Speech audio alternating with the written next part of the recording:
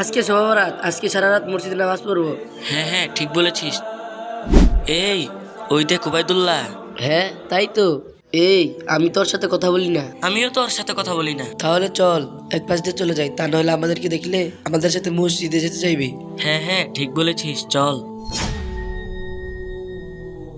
আসসালামু আলাইকুম ভাই। ওয়ালাইকুম ওয়ালাইকুম আসসালাম। আসসালাম। এই রে ধরা পড়ে গেলাম। রুবেল ভাইয়া তোমরা কোথায় যাচ্ছ? আজকে শবে বরাত, আমরা মসজিদে নামাজ পড়তে যাচ্ছি। আজকে সারা রাত মসজিদে নামাজ পড়বো। তুই এত কিছু জন্য কি করবি?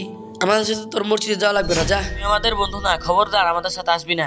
ভাই, শবে বরাতের ইবাদত শুধু রাত জেগে নামাজ পড়া নয়। রাসূল সাল্লাল্লাহু আলাইহি সাল্লাম বলেছেন, যার মনে কোনো হিংসা থাকবে না, কোনো শিরিক থাকবে না, আল্লাহ তাআলা তাদেরকে শবে বরাতের রাতে মাফ করে দিবেন। তার মানে শবে বরাতের রাতে আসল ইবাদত হলো মন থেকে হিংসা এবং শিরিক দূর করা। হ্যাঁ ওবায়দুল্লাহ, তুমি ঠিক বলেছো।